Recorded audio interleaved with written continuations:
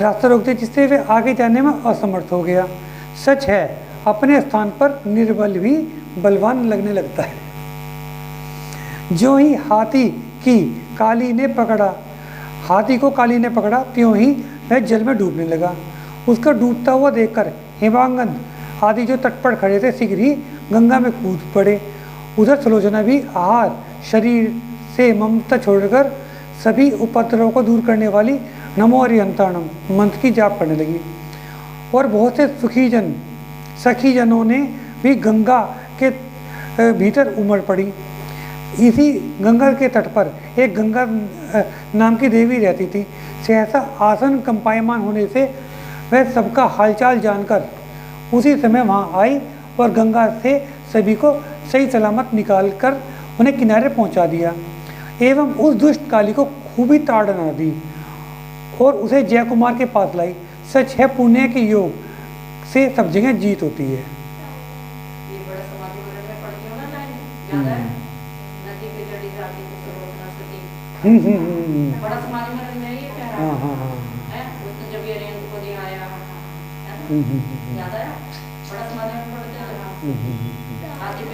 ताड़ना का मतलब लताड़ना, डांटना। ताड़ना का मतलब लताड़ना या डांटना, है ना।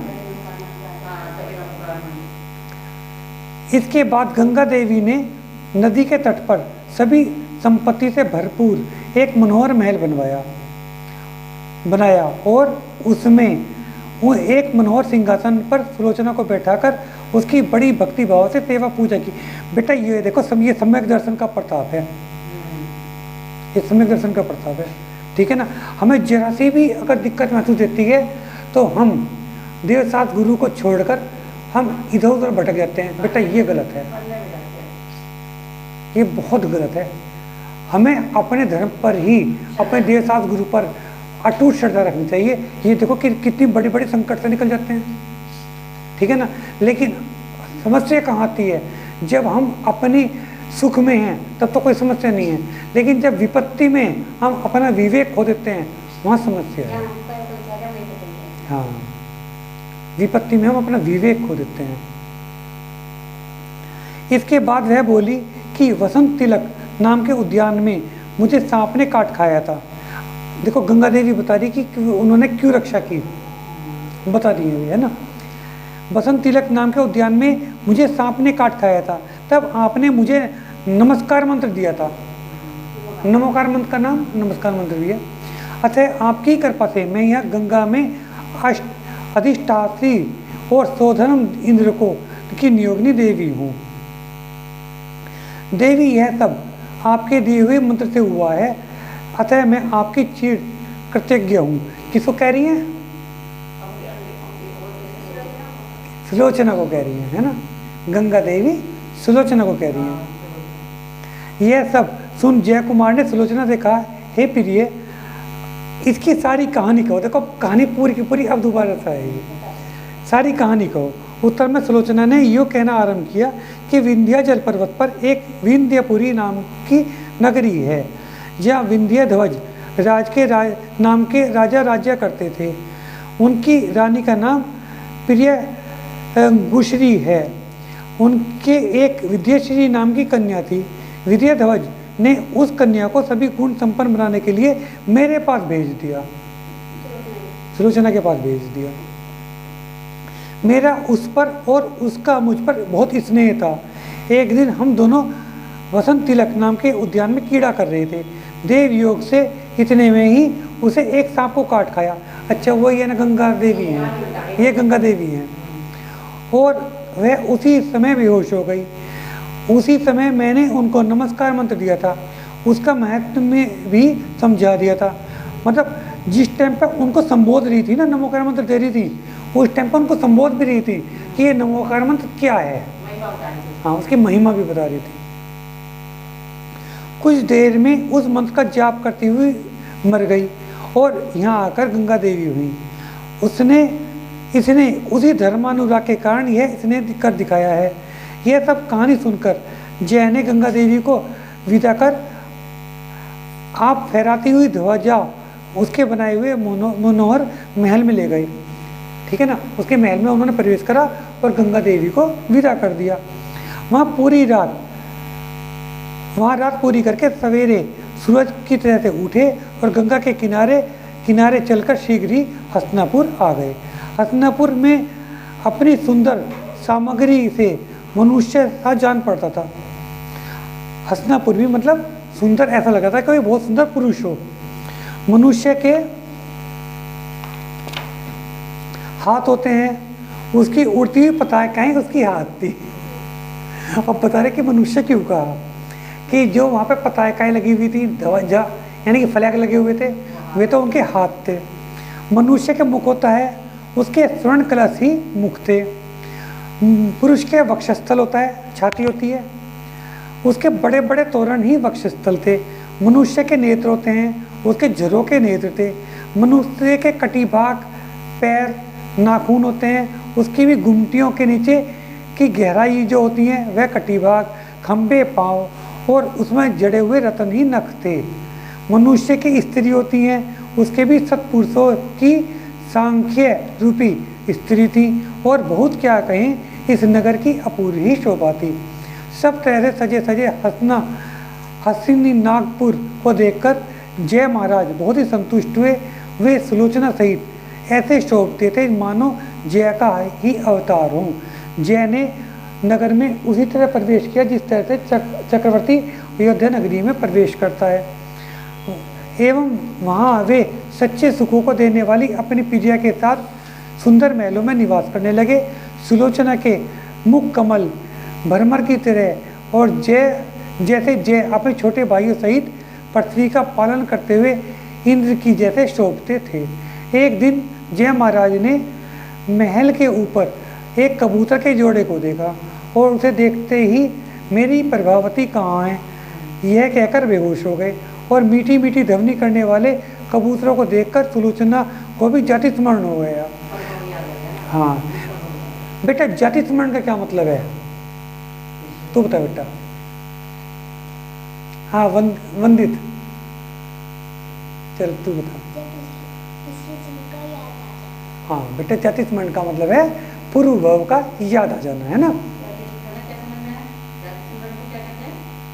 पहला जन्म का याद आना, जैसा हम जन्म में बैठे ना, हमें दूसरे जन्म का याद आता है। बेटा जैसे इस टाइम पे हम यहाँ बैठे हुए हैं, हम पिछले जन्म में भी होंगे नहीं होंगे, अगला भी जन्म लेंगे, ठीक है ना।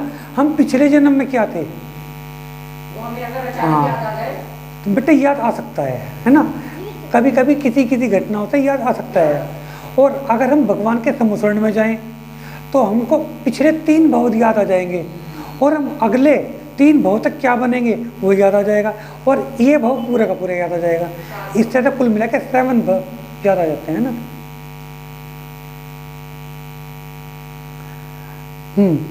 तो क्या बताया उन्होंने कि जाति स्मरण हो गया और एवं वह भी हाँ मेरा रतिवर कहाँ है यह कहकर मूर्छित हो गई। हाँ सुलोचना। उसी समय कुटुंब परिवार के सभी लोग इकट्ठे हो गए। उन्होंने चंदन आदि शीतल वस्तुओं से उपचार करके मूर्छा को दूर किया। जिस तरह रत्नों की ज्योति धीरे धीरे अंधेरे को दूर कर देती है, वे दोनों सचेत हुए, उन्हें होश आ गया और अपने परिवार के लोगों को की विहलता का मतलब दुख, अपने परिवार के लोगों को दुखी देखकर बहुत ही आश्चर्य हुआ और साथ ही पिछले भव का स्मरण हो आया। दोनों को ही, हाँ दोनों के लिए कह रहे हैं।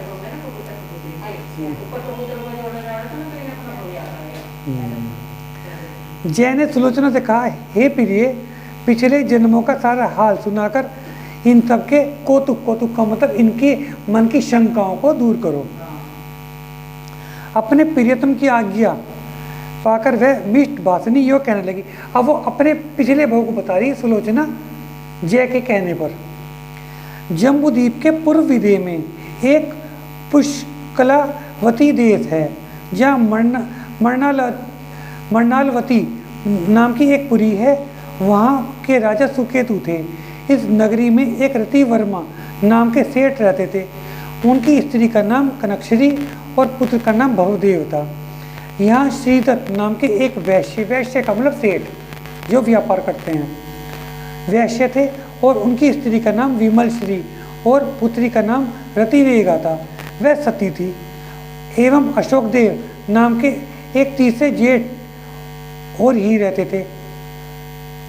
एक बार भवदेव के माता पिता ने उसे रतिवेगा के माता पिता से यह याचना की और उन्हें इस काम में सफलता भी प्राप्त हुई। भवदेव का चाल चलन खराब था, इसलिए लोग उसे दुर्मुख कहते थे। ठीक है ना, वो शीलवान नहीं था, दुष्चरित्र था। एक समय धन कमाने की इच्छा से भवदेव दूसरे देश को जा रहा था। तब श्रीदत्त ने उससे विवाह संबंध के में कहा कि अब इस समय तो आप व्यापार के लिए जा रहे हैं, पर यह तो बताए कि विवाह कब तक रुका रहेगा। इस पर वह 12 वर्ष की प्रतिज्ञा करके प्रदेश को चला गया। प्रतिज्ञा का मतलब वो प्रॉमिस करके गया कि मैं 12 साल के बाद वापस आऊंगा। वह कह गया कि यदि मैं 12 वर्ष तक न आऊं तो इस कन्या का विवाह तुम दूसरे किसी के साथ कर देना। देव योग से ऐसा ही हुआ। धीरे धीरे 12 वर्ष पूरे हो गए और वह वापस नहीं आया। आखिरकार रतिवेगा के पिता श्रीदत्त ने बड़े ठाट बाट के साथ अपनी कन्या का विवाह अशोक के सुकांत नाम के पुत्र के साथ कर दिया, दूसरे के साथ कर दिया। रतिवेगा साक्षात रति ही थी। रति का मतलब यानी कि वे ये कहना चाह रहे हैं कि रतिवेगा बहुत सुंदर थी। ठीक है ना। इसके बाद भवदेव प्रदेश से वापस आ गया और उसने रतिवेगा के विवाह की चर्चा सुनी तो उसे बहुत गुस्सा आया। उसने सुकांत तथा रतिवेगा को मार डालने का निश्चय किया। जिसको सुनकर डर के मारे सुकांत रतिवेगा के सबको साथ में लेकर वन में चला गया। मुझे डर लगा कि कभी मार दे। वहाँ सरोवर पर शक्ति के नाम का एक राजा ठहरा हुआ था। वे उसकी भी शरण में पहुंच गए। पीछे से दुर्मुख भी उनको मारने के लिए वहां आ पहुंचा, पर वहां जब उसका कुछ भी वश नहीं चला क्योंकि वहां पर राजा था। तब शक्तिसेन राजा के भय से वह वापिस लौट आया। देव योग से इसी समय शक्तिसेन के डेरे पर चारण मुनि आहार के लिए आए। बेटा चारण जो मुनि हैं, ठीक है ना, वे क्या है, रिद्धिधारी मुनि हैं। हाँ, फिर रिद्धिधारी मुनि हैं। तो ऐसे मुनि के तो दर्शन भी होना बहुत बड़े सौभाग्य की बात है। ये चौमास में भी आ जा सकते हैं। हाँ, इसमें चौमास में इनको कोई बाधा नहीं है बेटा। उनके साथ उनसे है ना जीवों की। अच्छा एक बात बताओ बेटा, चतुर्मास में मतलब वर्षा काल में महाराज एक जगह क्यों ठहरते हैं? वंदित तुम बताओ। वर्षा ऋतु में ज्यादा हिंसा होगी, गर्मियों में सर्दियों में नहीं ज्यादा हिंसा होने की। वर्षा में ज्यादा हिंसा क्यों है? तुम बताओ बेटा।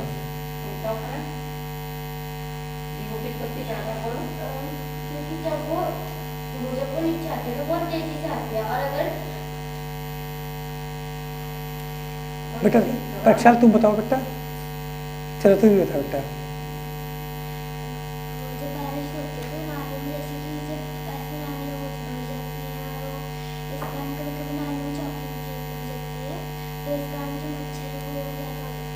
बेटा कुल मिला के बात यह है कि वर्षा ऋतु में जीव की उत्पत्ति ज्यादा है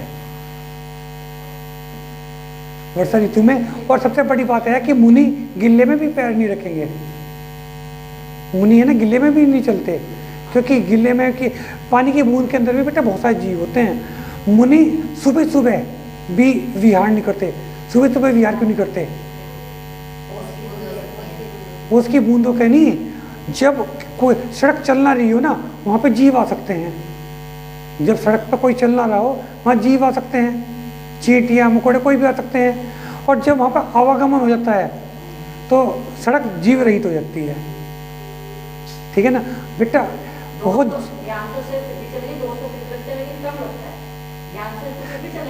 नहीं, इरिया पत्तमिति तो तभी करते हैं वे। इरिया पत्तमिति सभी हटते हुए, ये नहीं कि यहाँ तो जीव नहीं है तो बस गर्दन उठा के सीधे चल रहे, तभी वे बेटा 4 कदम आगे देख के चलते हैं। हाँ, ठीक है ना।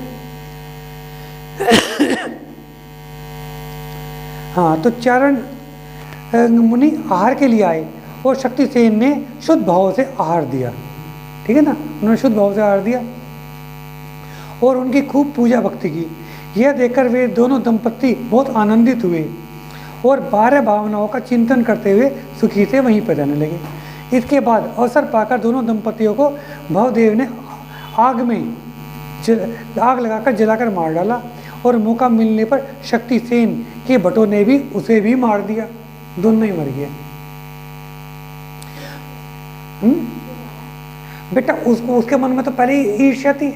उसके मन में तो ईर्ष्या ही होती कि विवाह मेरे से होना था, विवाह किसी और से हो गया। देव ने नहीं मारा। उसके भटों का मतलब है कि उसके जो साथ में सरदार थे, उसके जो मित्र थे, उन्होंने उसको मार दिया। तीनों मर गए। पूर्व हाँ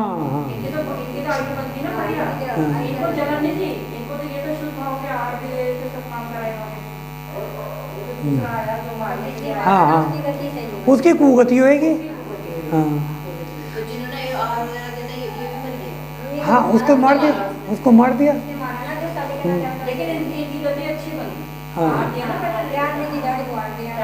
उत्तम दान का फल उत्तम ही है। पूर्व विदेह की पुंडरीक नगरी में जिस समय का यह जिक्र है, उस समय प्रजापाल राजा राज्य करता था और वहीं पर कुबेर मित्र नाम का एक सेठ रहता था। सेठ पर राजा की बहुत कृपादृष्टि थी। सेठ की 32 स्त्रियां थीं, उसमें धनवती मुख्य थी।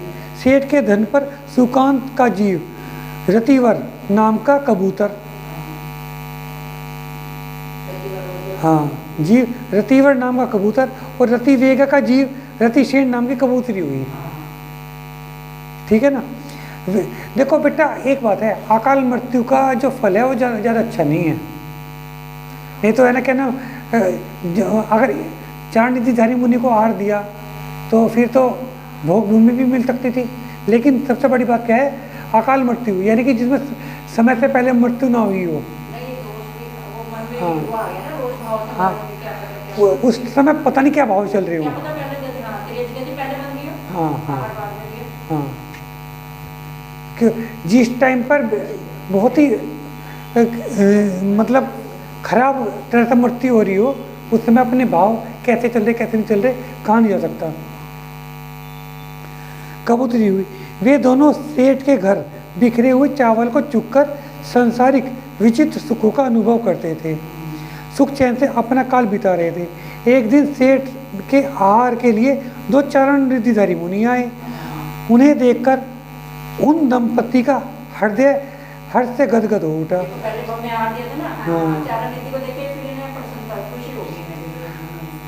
जिसके बहुत अच्छे भाव चल रहे हो ना बेटा, वो एक दिन की तपस्या नहीं होती, वो कई भाव की तपस्या होती है। ऐसे ही नहीं हम अपना भाव सुधार पाते, कई जन्म की तपस्या होगी तभी हमारे भाव सुधरेंगे। हाँ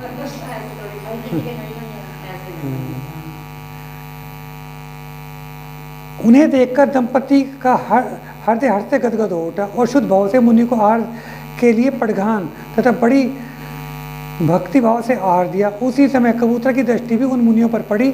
उन्होंने मुनियों के चरण कमल का दर्शन करके उन्हें नमस्कार किया।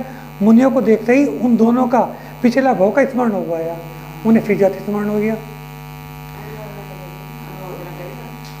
उन्हें पहले भाव का मुनि दान की याद हो आई जो कि शक्तिसेन राजा ने दिया था। मुनियों के पास आकर उन्होंने मुनियों के दान की खूब अनुमोदना की और उसके प्रभाव से पुण्य बंद किया। एक दिन दाना चुगने के लिए कपोत का मतलब कपोत दंपत्ति किसी दूसरे गांव में गए। वहाँ उनका शत्रु पापी भवदेव बिलाऊ बना हुआ था, बिल्ली। वे उन्हें देखते ही क्रोध में उन्हें मारकर खा गया। वहीं विजयार्थ की दक्षिण श्रेणी में एक गांधार देश है। विजयार्थ पर्वत के दक्षिण श्रेणी में एक गांधार देश है। उसमें शीरवती नाम की एक नगरी है।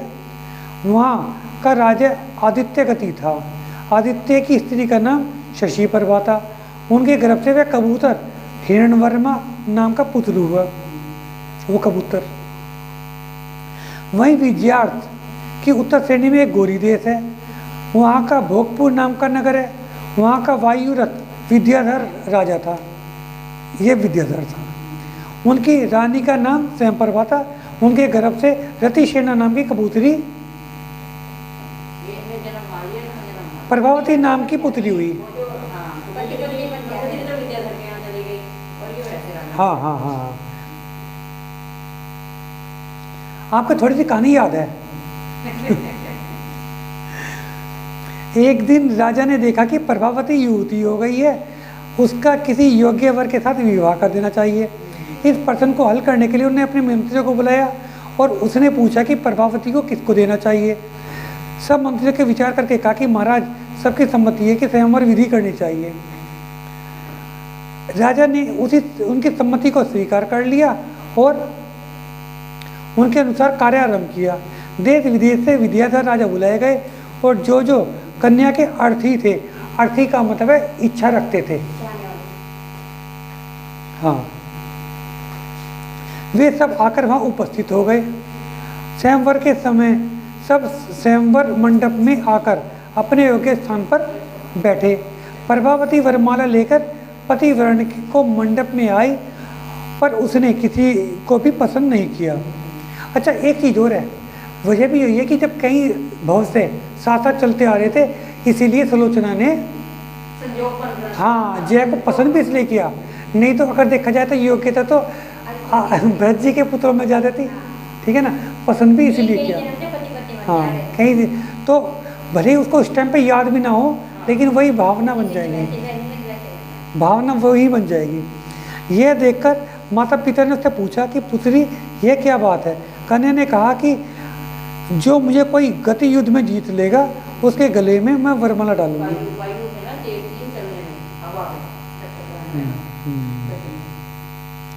इसके बाद दूसरे दिन फिर स्वयंवर हुआ। उस समय प्रभावती ने चित्रकूट चैताल्य के शिखर पर माला नीचे को डाली, पर किसी ने भी वहाँ बने हुए मेरू की 3 प्रदक्षिणा लेकर माला को बीच में ही न लिया। मतलब 3 प्रदक्षिणा लेकर गिरती हुई माला को कैच करना था, कैच करना था, उठाना नहीं था। हाँ, माला ऊपर से गिरेगी, 3 परिक्रमा लेनी है और से हवा में ही माला को पकड़ना है। तब सब लज्जित होकर अपने अपने घर चले गए। इसके बाद हिरण्यवर्मा आया। वह गति युद्ध में बहुत प्रवीण था। उसने मेरू की 3 परिक्रमा लेकर माला को बीच में ही ले लिया। यह देखकर प्रभावती ने बड़ी खुशी से उसके कंठ में माला पहना दी। इसके बाद हिरण्यवर्मा ने चित्रकूट चैताल्य पर जाकर भगवान के स्तवन आदि कल्याणकारी उत्सव के साथ विधि पूर्वक प्रभावती का पानी ग्रहण किया। इसके बाद कुछ दिनों के बाद एक दिन प्रभावती ने कबूतरों के जोड़े को उड़ते देखा। उसे देखते ही पिछले भाव की याद आ गई और उसके परिणाम विरक्त हो गए। उसी समय प्रभावती ने एक चारण रिद्धिधारी मुनि से पूछा, प्रभु मेरे पिछले भाव की कथा सुनाइए। मुनि ने उत्तर में पीछे लिखी हुई वर वधू आदि की सारी कथाएं सुना दी, जो पहले थी वे कथाएं सुना दी।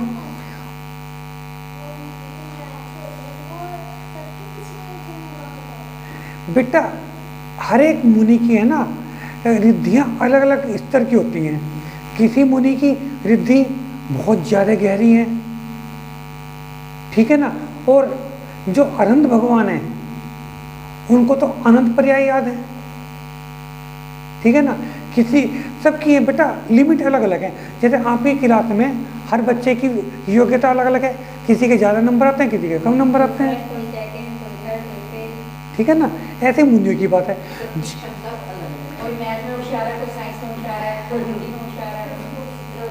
बेटा जैसी कठोर तपस्या होगी वैसे वैसी रिद्धियां तेज होंगी, है ना। महाराज जी ने आहार करा और छोटे में कुछ नहीं खाना रसोई में, और जब वो आहार कर लिया तो खूब सारा भोजन हो गया, तो किससे हुआ? महाराज जी के पास ऐसी दिखी थी, ठीक है ना बेटा।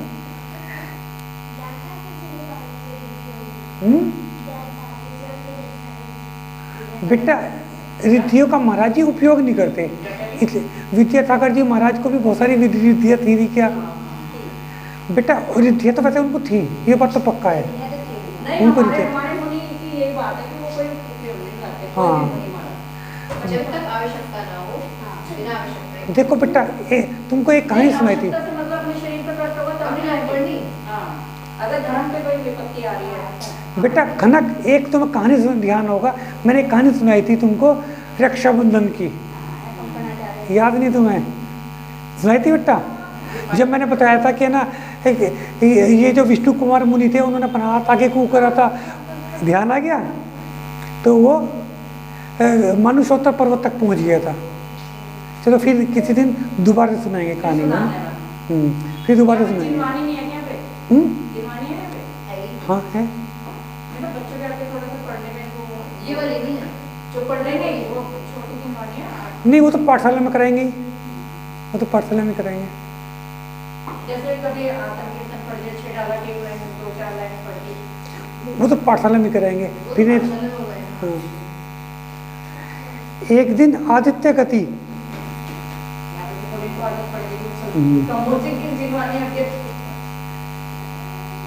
उसे सुनकर प्रभावती और हिरण्यवर्मा में गाढ़ प्रीति उत्पन्न हो गई। एक दिन आदित्य गति नष्ट होते हुए बादलों को देखकर विरक्त हो गया। देखो हम लोगों को कभी विरक्ति आती ही नहीं, क्या कुछ भी देख लें, कोई किसी को बिजली चमकते देखते दीक्षा ले ली, बाल सफ़ेद देखते हुए दीक्षा ले ली। अच्छा, और आदिनाथ भगवान ने नीलांजना के आयु पूरी होते देख, ठीक है ना?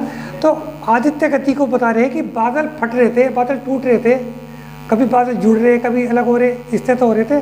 तो उनको देखकर उनके मन में वैराग्य आ गया और हिरण्यवर्मा को राज्य देकर जिन दीक्षा धारण कर ली। हिरण्यवर्मा ने बड़ी उत्तमता के साथ बहुत दिनों तक राज्य किया, परंतु कुछ काल के बाद किसी निमित्त को पाकर वह भी विरक्त हो गया और उसने अपने पुत्र स्वर्णवर्मा को राज्य देकर से पैदल श्रीपाल मुनि के पास दीक्षित हो गए। वह बड़ा निर्लोभी था, ठीक है ना, मतलब उनके मन में कोई लोभ नहीं था। देवतागण उनकी सेवा करते थे। अपने स्वामी को प्रवर्जित देख प्रभावती ने भी शरीर को सुखाने लगी। कुछ समय के बाद हिरण्यवर्मा और प्रभावती ने दोनों वहाँ से दीक्षित हो गया। वह बड़ा निर्लोभी था, देवतागण उनकी सेवा करते थे। अपने स्वामी को प्रवर्जित देख प्रभावती ने भी गुणवती नामक आर्य का थे जिन दीक्षा ले ली और कार्य कलेश तप और शास्त्र चिंतन के द्वारा वह भी शरीर को सुखाने लगी। कुछ समय के बाद हिरण्यवर्मा और प्रभावती दोनों वहाँ से विहार किया और विहार करते करते पुंडरीक नगरी में आए। वहाँ प्रभावती को देखकर प्रियदत्ता सेठानी ने सन की गुरानी से पूछा कि यह कौन है और इसके ऊपर जो मेरे हृदय में प्रबल स्नेह हो आया है, इसका क्या कारण है? यह सुनकर प्रभावती ने कहा कि क्या तुम्हें अपने घर में रहने वाले उस कपोल युगल की याद नहीं है? मैं वही तो हूँ जो तुम्हारे घर में रति सेठ नाम की कबूतरी थी। और यह सुनकर सेठानी बोली, और वह रतिवर कहाँ है? प्रभावती ने कहा, वह भी मरकर विद्याधरों का ईश्वर हुआ है, अब मुनि होकर विहार करता हुआ वह भी यहाँ आया है। मतलब जिस सेठानी के यहाँ वे कबूतरी थी तो उनके मन में भी उनके मन में भी स्नेह उत्पन्न हुआ था। हाँ, ये तो पहले बहुत से चल रहे थे। उसका नाम हिरण्यवर्मा। प्रियदत्ता ने मुनि के पास जाकर उनको नमस्कार किया। इसके बाद वह भी प्रभावती के उपदेश से आर्य का हो गई। आर्य का मतलब बेटा माता जी, बेटा गलत तरीका है। वह बड़ी क्षमा गुण धारक थी।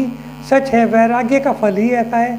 इसके बाद एक दिन हिरण्यवर्मा मुनि ने 7 दिन के लिए मसान भूमि पर ध्यान लगाया। मसान भूमि का मतलब है बेटे शमशान पे। ध्यान लगाने के लिए सबसे उत्तम जगह शमशान है। अब सुनो क्यों, बताओ बेटा क्यों? वहां जाने के बाद ही हमें एहसास होता है कि सबका अंत ये है बेटा, सबका अंत है वही।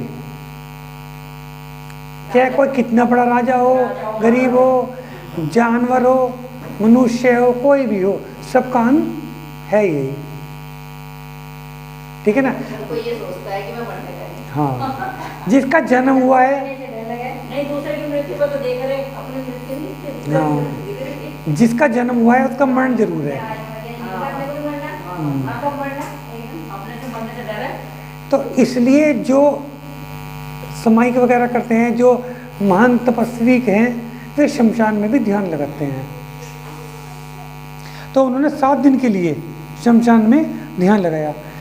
इधर उस मार्जर के जीव दुष्ट बुद्धि विद्युचोर ने प्रियदत्ता की दासी के मुंह से उन मुनिराज के पिछले भवों का हाल सुन रखा था। जो उनका बैरी था, बैरी को भी पहले भवों का पता था। अतः विभंग अवधि, बेटा देखो यहाँ एक शब्द है विभंग अवधि, ध्यान से सुना बेटा। विभंग अवधि का क्या मतलब है बेटा? अवधि ज्ञान 2 तरह के समझ लो, एक तो सुअवधि और एक कुअवधि। ज्ञान 2 तरह के होते हैं, सारे के सारे ज्ञान 2 तरह के होते हैं, सु और कु। बस केवल 2 तरह के ज्ञान कु नहीं होते। कौन से? मनःपर्य और केवल ज्ञान। ये हमेशा शुभ ही शुभ होंगे। केवल ज्ञान हमेशा शुभ होगा, मनःपर्य ज्ञान हमेशा शुभ होगा। लेकिन मति, श्रुत और अवधि ये दोनों तरह के हैं, ये सु भी हैं कु भी हैं। अब एक चीज सुनो, तुम्हें जिससे आइडिया लगेगा कि सु का क्या मतलब है, कु का क्या मतलब है। देखो, एक मम्मी ने क्या करा, अपने बच्चे के आंखों में काजल लगाया। मम्मी ने क्या करा, अपने बच्चे के आंख में काजल लगाया, ठीक है ना। बाई दिव्य मम्मी का नखून आंख में लग गया। मम्मी की गलती थी या नहीं थी? हैं? सोचो, गलती थी या नहीं थी? अब देखो, जो सुअवधि ज्ञान होगा उसके मन में क्या आएगा कि मम्मी ने इसलिए आंखों में काजल लगाया था ताकि मेरी आंखें अच्छी रहें। लेकिन अगर किसी कारण से वो नरक में पहुंच गए, किसी कारण से वे जीव नरक में पहुंच गए, तो उसे पता क्या याद आएगा? मम्मी ने मेरी आंखों में नखून लगाया था, ठीक है ना। ये तो है कुअवधि, ठीक है ना। हाँ, तो उससे क्या होगा? लड़ाई होगी, ठीक है ना। कभी कभी तुम्हारे दिमाग में आता भी होगा, कभी कभी झगड़ा करते हैं हम, कभी कभी घर में झगड़ा होता है, ठीक है ना। तो फिर जब पूरी बात खुल के सामने आती है तो हम कहते हैं ओहो, मैं तो ये समझा था। क्या आता है मन में? ओहो, मैं तो ये समझा था, ठीक है ना। तो कुअवधि का मतलब है कि गलत ज्ञान होना, और सुअवधि का मतलब है सही ज्ञान होना, ठीक है ना। तो जो वो बैरी था उसे क्या हुआ? विभंग अवधि। विभंग अवधि का मतलब है कुअवधि ज्ञान हुआ, उसे बुरा ज्ञान हुआ। अच्छा एक बात बताओ, जो कबूतरी थी या कबूतर था, उसकी कहीं कोई गलती थी? लेकिन वो बार बार फिर भी हर भाव में मार रहा, गलती तो कुछ नहीं थी, फिर भी हर भाव में मारा नहीं मार रहा, गलत कर सही कर रहा है, गलत कर रहा है ना, क्योंकि उसे गलत ज्ञान है। अगर उसे अच्छा ज्ञान होता तो सोचता कि अरे हर बार मैं ही तो मार रहा हूँ, ये तो कुछ भी नहीं कह रहे। समझ में आई बेटा? हाँ, जैसे पार्टनर तो कमट के जीव का। क्या कह रहे बेटा? हैं बेटा, वो हर बार मार रहा था तो उसे क्या लग रहा था कि ये सामने वाले मेरे बैरी हैं।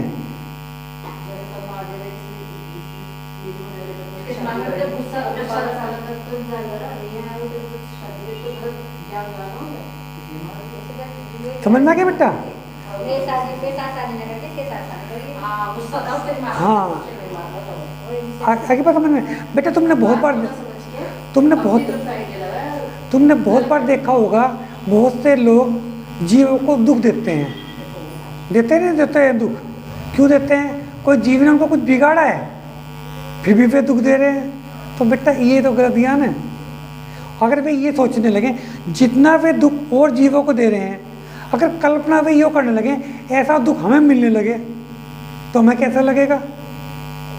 बताओ बेटा, हमें कैसा लगेगा? तो ये मिथ्या ज्ञान है बेटा, कि दूसरे को दुख देने से हमें सुख मिलेगा। ये ज्ञान कैसा है? गलत ज्ञान है, वे गलत ज्ञान है बेटा, ठीक है ना।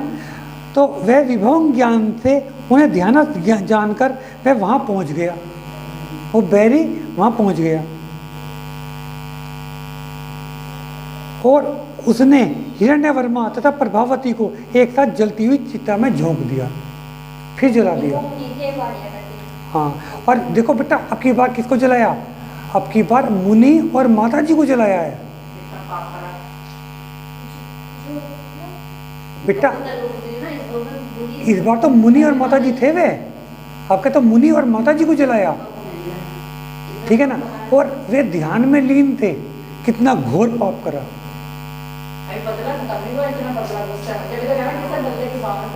हाँ, बैर की भावना रखनी चाहिए।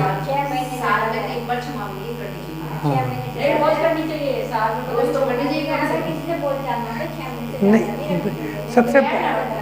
सबसे बड़ी बात तो यह है बेटा,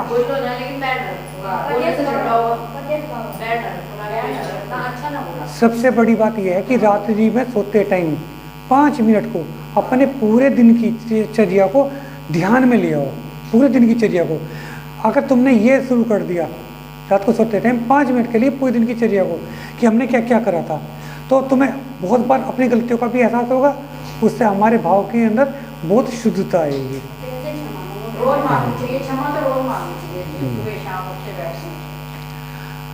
उस समय आग की कठिन परीक्षा को शुद्ध भाव से सहकर वे दोनों मरे और पुण्य के प्रभाव से स्वर्ग में देव हुए। या वाणी के ज्ञान से सूझे लोकालो, तो वाणी मस्तक नमो सदा देथूं दो। वाणी भारती तो जबूदिन ने, जो तेरी शरणा गए तो पावे। देव जो हरिहंत को गुरु सेवा निग्रह, त्या धर्म पालो सदा यही मोक्ष का पन। जिन्होंने मतलब की